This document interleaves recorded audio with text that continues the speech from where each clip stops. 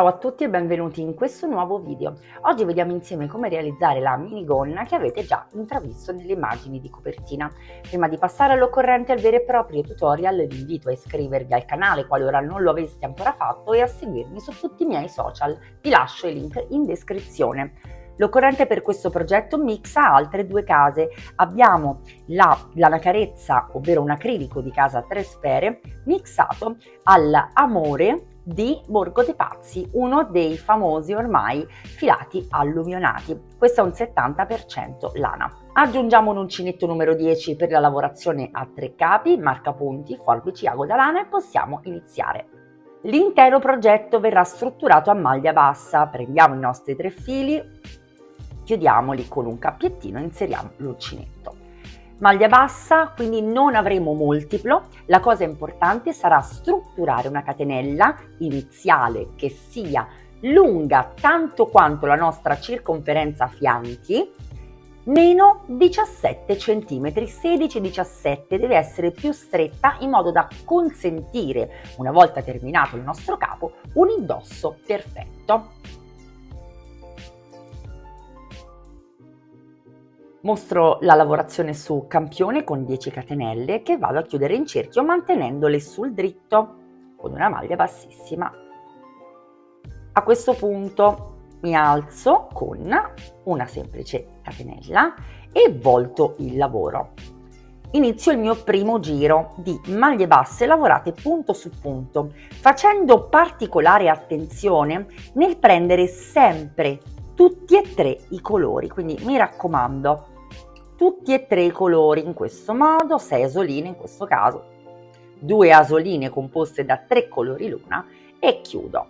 Tutto quanto il mio giro lo costituisco di maglie basse lavorate punto su punto. Mi chiudo nella catenella con una maglia bassissima.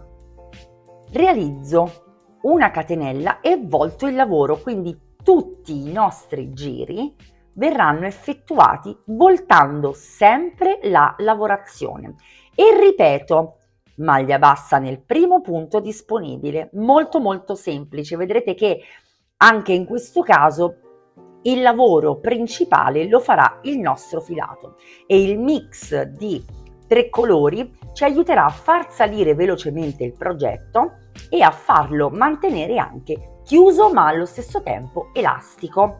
Una tecnica che ho visto già sul web e ho pensato di riproporre nella mia versione per proporlo anche a voi e consentire anche a chi ha le prime armi di avere tra le mani un progetto davvero molto interessante e molto semplice da realizzare. Secondo giro completato, ci chiudiamo con una maglia bassissima nella catenella e ricominciamo, ci alziamo con una catenella, voltiamo il lavoro.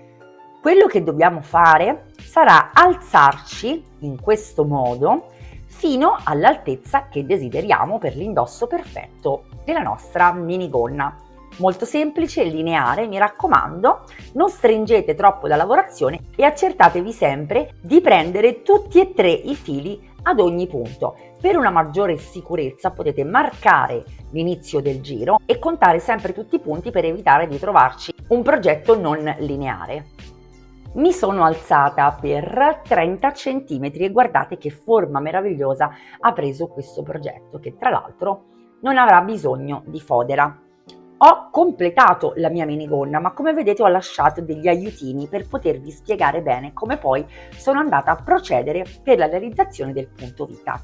Molte di noi, quasi tutte, hanno la dimensione del fianco differente rispetto a quella del punto vita, quindi nonostante abbiamo già tolto 16-17 cm alla nostra circonferenza più ampia proprio per consentire questo indosso, molto probabilmente dovremo andare a ridurre, ma non essendo fatte tutte uguali ci vorranno un paio di accorgimenti. Intanto io ho una differenza, come vedete, tra punto vita e fianchi che non è tanto pronunciata. Quindi ho realizzato 3 giri di maglie basse con delle diminuzioni ogni 5 maglie. Quindi mi sono alzata con una catenella e ho realizzato 5 maglie basse e una diminuzione, 5 maglie basse e una diminuzione per 3 giri consecutivi. Ho poi misurato la minigonna e stabilito che la dimensione che avevo raggiunto con questi 3 giri era perfetta per il mio punto vita. Fatto questo, vedete che ho messo un altro marker perché da qui ho realizzato invece 3 giri lavorando i punti così come si presentavano, quindi senza più diminuire. Qual è l'accorgimento? Io indosso una taglia 40 per farvi capire, quindi è una S.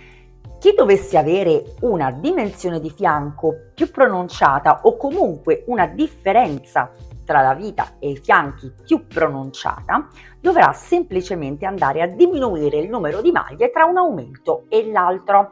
Quindi, invece di realizzare 5 maglie basse e una diminuzione, andrà magari a realizzare 4 maglie basse e una diminuzione o 3 maglie basse e una diminuzione.